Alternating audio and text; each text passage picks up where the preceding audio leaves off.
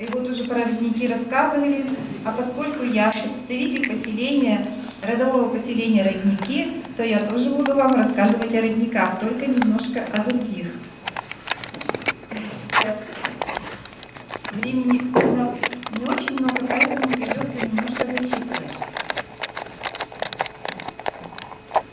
Сегодня я хочу вам рассказать о поселении родовых поместьй Родники и о том, какую огромную роль могут сыграть родовые поместья в деле восстановления и совершенствования окружающей среды, то есть нашей природы.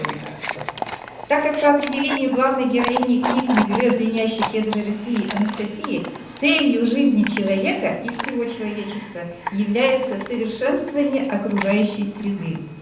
Вот это главная цель, главной целью должно быть жизни человека и всего человечества. К сожалению, сейчас у нас человечество еще очень много разрушает окружающую среду, но об этом лучше не будем пока говорить, тема не та. Наверное, не все присутствующие знают, что такое родовое поместье. Хотя еще совсем недавно, примерно 2000 лет назад, наши прародители счастливо жили в своих родовых поместьях. Вот здесь у нас общий вид родового поместья. Слышно, как я говорю, да? Родовое поместье – это кусочек родины размером примерно в 1 гектар или чуть побольше, с любовью обустроенной семьей и предназначенной для проживания семьи и будущих поколений в достатке и счастье и радости. То есть вот кусочек земли, примерно 1 гектар. В центре, нет, здесь не в центре, вот здесь находится дом, здесь находится пруд.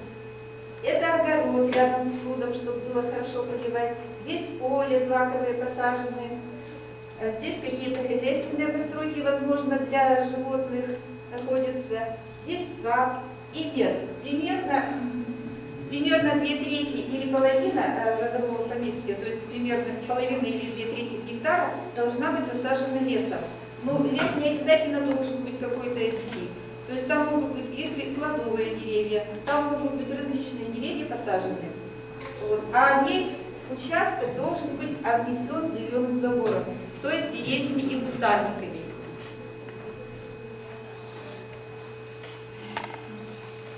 Наши прародители жили в своих поместьях в достатке, любви, радости и счастье, имели прекрасное здоровье, были сильными духом и телом. Все это описано в книгах Мегрэ «Звенящие кедры России». И вдохновленные вот такими прекрасными образами, мы, жители Глазова, в количестве 20 человек в 2002 году обратились в администрацию Красногорского района о предоставлении нам земли под родовые поместья.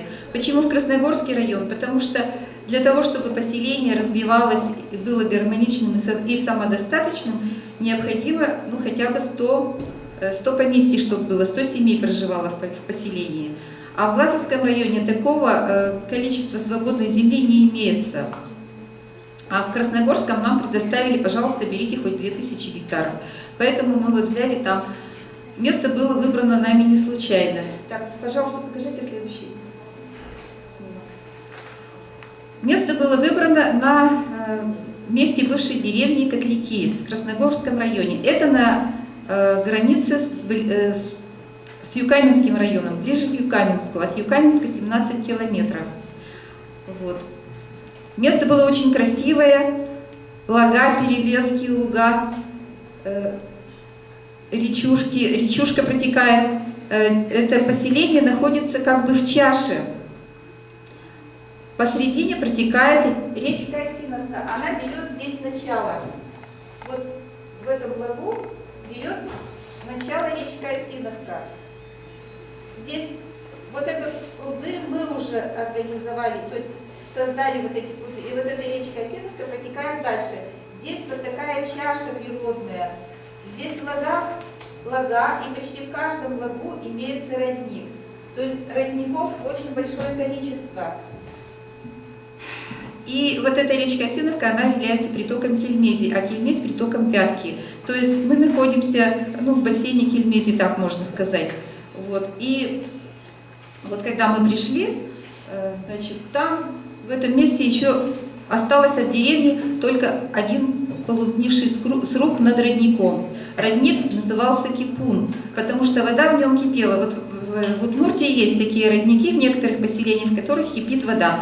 Они питаются за счет межпластовых вод, то есть вода там находится под давлением, и она выходит вот в таком виде, как бы кипит. Вот этот родник у нас только тогда существовал. Находится он. Так, сейчас я покажу. Вот он где. Вот он на схеме здесь показан. Здесь вот показан план нашего родового поместья на развитие, поселение родники на развитие. Вот поэтому мы и назвали поселение родники, потому что очень много родников прекрасных. И вот два из них сейчас, они очень такие обильные, и мы берем из них прекрасную живую чистую воду. Они обеспечивают практически все поселение живой водой. Вот таким образом. Значит, вот эти квадратики, где заштрихованы, это люди там уже поселились. Сейчас у нас 25 участков осваиваются. Вот. И, значит, 8 семей уже проживают постоянно в нашем поселении, то есть зимуют, а остальные преимущественно в летнее время. Потому что вот мы, конечно, когда пришли на землю, начали с большим вдохновением осваивать свои участки. Потому что, вот знаете, у нас у многих были свои сады, огороды, но когда начинаешь осваивать вернее, обустраивать свое родовое поместье, это совершенно другое дело. Вот у человека появляется чувство вдохновения, потому что свои поместья мы обустраиваем на века для своих потомков, чтобы они могли жить в прекрасных, чистых местах, пить живую воду, дышать чистым воздухом, питаться экологически чистыми продуктами. Вот наши прародители, они таким образом жили. То есть это поместье передавалось по наследству из поколения в поколение. И представьте, какая нарабатывалась мощь. Вот, и причем хоронили своих усопших предков тоже на своих участках, в основном по границе участков. И души предков, они тут оставались и охраняли как бы своих потомков. Вот. И в родовое поместье человек с недобрыми помыслами не мог даже войти, потому что вот создавалась такая защита мощная. Вот. В родовых поместьях высаживаются еще родовые деревья. А сейчас вот я покажу вам пруд, который мы создали на речке Осиновке. Этот пруд находится в центре поселения. Раньше, когда была деревня, там тоже существовал пруд, но когда мы пришли, то там осталось только болото от этого пруда.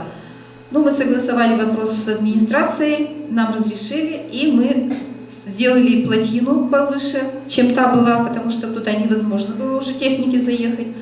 И вот эта плотина у нас. И образовался прекрасный чистый пруд. Примерно где-то около 2 гектаров площадью. Наибольшая глубина около 2 метров. И постепенно мы запустили рыбу туда. Сейчас уже у нас рыба. И этот пруд является излюбленным местом отдыха наших всех поселенцев и гостей. Тут мы устраиваем праздники, собираемся по субботам. У нас там есть местечко. Давайте дальше еще, там видно будет. Вот эта лодочка наши мужчины сделали. Вот тут у нас мостик для купания, тут кабинка для переодевания, вот люди купаются там. Здесь вот мостик, это вот рыбачит мой внук. Дети приезжают, у нас очень радуются. Вот эта плотина там. А это на празднике праздник Ивана Купалы, мы пускаем плотики. Плотики очень красивые делают. И вот пускаем их, потом собирает, на лодочке плавает, потом собирает. Конечно, плотики хорошо бы пускать по речке, но речка небольшая, и поэтому мы пускаем их вот тут вот в пруду. Давайте дальше. Это у нас праздник с водяным. Вот эта плотина только что была сделана, и поставлен был там такой колышек, чтобы смотреть, насколько поднялась у нас вода в этом пруду.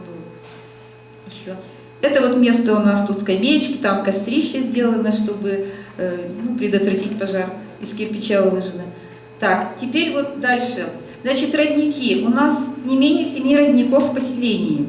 Вот этот кипун мы обустроили, потому что там Он был раньше под таким большим срубом огорожен. Видимо, в деревне там хранили молоко, была ферма, и мы его переоборудовали полностью. Это, конечно, была большая работа, мы ее сделали не сразу, потому что опыта не было. Мы консультировались со специалистами, со знающими людьми, чистили сначала его, а потом сруб уменьшили, засыпали часть этого площади родника, вот, и сделали красивую такую домик над ним. И сейчас он у нас очень красиво оборудован, но, к сожалению, вот последних фотографий у меня нет. Вот, то есть этот родник, потом еще у нас родник на Поляне Возрождения тоже был оборудован. В общем, как минимум 4 родника, мы полностью их восстановили, оборудовали, и теперь они у нас функционируют и радуют нас. Теперь еще в 13 поместьях у нас имеются пруды. Вот это вот была, вот это наше поместье, вот это пруд, примерно 20 на 30. Он весной, у нас в Удмуртии вообще и реки, и все водоемы в основном снегового питания. Вот. И поэтому вот весной, значит, пруд вот таким образом у нас наполняется. Он получается примерно более даже 2 метров, наверное, глубиной за счет снежных вод. Я, когда вот смотрела, где обустроить пруд, значит, наблюдала весной, где наибольший идет поток воды. И у нас немножечко вот склон такой южный, да, и вода течет. И вот на этом месте, значит, обустроили пруд, и вода в пруду у нас держится практически все лето. В некоторых прудах, в некоторых поместьях вода полностью уходит к концу лета, а в нашем, слава богу, держится, в общем, все лето вода. И там было показано, каким образом мы эти пруды рыли. То есть мы их делали трактором, приглашали трактор и выкапывали. Это тоже вот пруд в поместье Морозовых. Давайте дальше. Пруд в поместье Соборовых, у них тут караси живут, большие такие. Это еще один пруд в поместье Насти Фигуровой. Это тоже был праздник Ивана Купала. Вот тогда. Это еще один пруд у нас на речке Осиновке. И вот наш Кипун. Вот он сейчас в таком состоянии, но сейчас мы его еще покрасили, украсили, тут скамеечки сделали, цветы посадили. То есть он очень в таком красивом состоянии находится. Давайте дальше. Это вот у Кипуна у нас доска объявлений. Это наши мужчины тут оборудовали ее. Это вот за водой пришли еще, вот не до конца было тоже оборудовано у Кипуна. А это вот родник на Поляне Возрождения. Тоже сейчас уже тут цветы посажены. Тут, ну, в общем, он уже более красиво оформлен. Давайте дальше. Ну, а сейчас это уже вот виды поместья. Это в нашем поместье. Давайте просто посмотрим. Это наш дом. Это еще дом соседей. Это вот наш общий дом. У нас есть центр творчества. То есть место для проведения наших праздников, это как бы административный центр в будущем мы здесь намечаем построить. И вот построили вот такой клуб. Ну, клуб, мы здесь собираемся на праздники, и проводим просто собрания иногда, просто вечерки. Вот такой у нас дом, примерно 7 на 7. Это дом в нашем поместье с другой стороны. Это тоже наш дом, но поскольку я свой дом показываю, свой опыт рассказываю, да. Это вот на Ивана Купала еще у нас один родник есть, там мы пускали тоже по нему плотики. Ну это вот снова вид нашего поселения. Так, сейчас я еще продолжу. Время еще есть? Нет, уже. Ну, быстро. Так.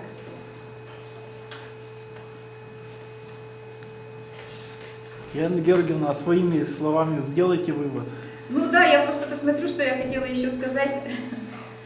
Ну что, вот в наших поместьях высажено огромное количество различных садовых и диких деревьев, кустарников, многолетних цветов. В поселении, в поместье должно произрастать не менее 300 видов растений. Но я хочу сказать в основном о кедре. Потому что кедр – это уникальное дерево. Оно может расти более 500 лет. За свою жизнь видит все звезды и планеты, взаимодействует с ними и накапливает космическую энергию как аккумулятор. Впоследствии может отдавать ее человеку. Орешки кедра больше всего подходят для питания человека. Кедровое масло излечивает многие болезни. Кедровым молочком можно вскармливать младенцев. Такое это чудесное дерево. И поэтому кедры у нас произрастают не менее по несколько десятков в каждом поместье. И уже у некоторых начинают появляться шишки. Вот такие у нас. 10 лет у нас больше, 10, вот мы отмечали в прошлом году 10 лет своему поселению. То есть за 10 лет проделана огромная работа. Вот.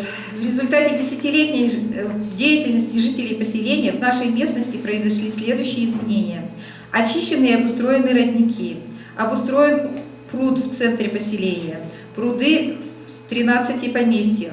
То есть улучшилось состояние водного баланса нашей местности и, соответственно, питание речки Осиновки, притока Кельмези. Высажено огромное количество деревьев и растений, соответственно, повысилось плодородие почв, обогатился растительный и животный мир. Потому что, когда мы приехали, на некоторых участках даже там были поля. Вот это были поляны, и были на них поля. Они на некоторых участках почва совершенно была неплодородная, и трава почти даже не росла. Сейчас вот в результате всей нашей деятельности у нас у всех уже прекрасный травостой, очень много, уже огороды разработаны, уже сады начинают плодоносить. А за счет того, что растительность богатая стала, вода, главное это задержать воду. Вода – это самое главное в жизни человека. Всему критерием является вода. И чистота воды, от чистоты воды и от количества питьевой чистой воды зависит здоровье и жизнь человека. И вот вода у нас сейчас, конечно, и водное пространство, водное царство находится в прекрасном состоянии за счет того, что за счет растительности и всего задерживается больше воды и поднимается за счет прудов и вот этих родников поднимается уровень грунтовых вод, потому что речки и родники зимой зимой питаются только за счет подземных вод. И вот подземные воды за счет всего этого обогащаются. Кроме того, животный и растительный мир у нас стал намного богаче. У нас очень большое разнообразие животных. Зайцы бегают пешком, летом прямо по поселению, даже некоторые ловят и на руки их берут. Вот. Ну, конечно, и другие животные, и кабаны в том числе у нас имеются, и медведи даже ходят. В общем, вот такие дела. Еще. А главное, конечно, это люди. Семьи обеспечили себя жильем, экологически чистыми продуктами, улучшили свое здоровье. У нас прекрасные люди, дружный коллектив, в поселении благоприятный климат. Многие из нас вегетарианцы. Мы живем в поселении дружно и весело, проводим праздники и приглашаем вас на праздники к нам в поселение. Летом приезжайте, очень бывает интересно. И еще, конечно, у нас очень богатая возможность для различных научных исследований. И вот мы уже с Альбиной, мы уже пригласили Альбину Владимировну для проведения летних исследований нашей флоры и фауны, потому что она еще практически не исследована. Это будет очень замечательно. Так что, дорогие друзья, всего вам доброго, приезжайте к нам. Можно задать вопрос? Меня интересует социальный, этнический, конфессиональный и гендерный состав вашего поселения. Так, социальный. У нас имеются рабочие, если вот по такому принципу рабочие, пенсионеров много, правда, уже, рабочие, учителя, то есть интеллигенция есть, есть медицинские работники, так, еще кто? Ну, инженеры. Вот я инженером работала в свое время, сейчас уже на пенсии нахожусь. Вот это социальный состав. Дальше, по религиозному, если принципу говорить, то есть у нас нет никаких религиозных ограничений, и никакую религию мы не исповедуем, как единую религию. И это у нас совершенно свободно в этом отношении. То есть человек может исповедовать любую религию, верить в любую, как говорится, в любую религию. В общем, это никаким образом не ограничивается. Далее, что еще вы сказали? Возрастной. Возрастной. Значит, по возрасту Есть у нас пенсионеры, есть средний возраст, есть молодежь и дети. Вот дети, значит, у нас детей, по-моему, у нас один ребенок родился там, в поместье. Вот это имеет очень большой... Двое? А кто еще? У Кати и потом Двое, да. У Васильевых родился сын там зимой, у Ельцовых родился тоже сын летом в поместье непосредственно. Это очень имеет большое значение, когда вот 3 точки бытия совпадают. То есть когда ребенок был помыслен, мы в мыслях созданы родителями, да, родители помыслили, что у них будет ребенок. Потом он был создан в этом поселении, в поместье, и когда он родился, вот все эти 3 точки, когда совпадают в единую, то ребенок получает очень много, то есть он получает, можно сказать, все от Бога и от родителей. Вот, и будет обладать наибольшей скоростью мысли и различными другими способностями. Вот, то есть дети у нас тоже есть. А летом, конечно, детей больше, к нам приезжают внуки на лето. Вот. И молодежь у нас вот пришли, когда еще им было по 20 лет, сейчас им уже по 30. Молодые семьи у нас имеются. Вот такое вот сообщение. Все, есть еще вопросы? А чем обычная деревенская усадьба отличается от вашего родового? Вот я хотела сказать, да, чем обычная усадьба деревенская отличается от родового поместья. Отличается тем, прежде всего, целью, с которой люди туда пришли, и осознанностью. То есть цель, с которой мы туда пришли и создаем родовое поместье, это создать пространство любви для своего рода. То есть мы вот сейчас добиваемся закона о родовых поместьях, да, чтобы эти родовые поместья могли предоставлять, земля, чтобы от них бесплатно предоставлялась, и чтобы их можно было передавать по наследству, не продавать ни в коем случае. То есть род будет жить на этой земле. И когда вот это уже отношение такое, да, что мы знаем, что будут жить наши потомки, мы уже по-другому относимся к земле, к растениям, к животным. Вот у нас в поселении, мы устав поселения, уклад поселения приняли, у нас запрещено убийство животных на территории поселения. То есть если в обычной сельской, скажем, усадьбе там разрешается забой животных, у нас это запрещается, чтобы не было негативной энергии, которая оставалась вот в поместье. И еще мы используем принципы пермакультуры, то есть вот сейчас сельское хозяйство в основном ведется интенсивными методами, то есть от земли берется все, и при этом земля истощается, земля теряет плодородие, и не только земля, и вообще природа.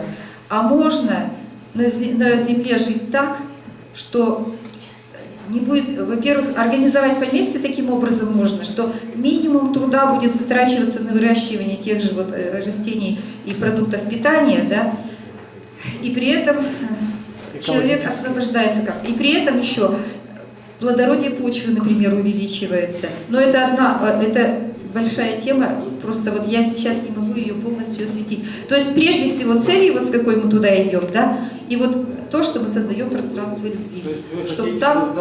сказать, что ваши цели благородные вы создаете, а в деревнях, которые веками на одном месте сидели, они как бы по-другому живут?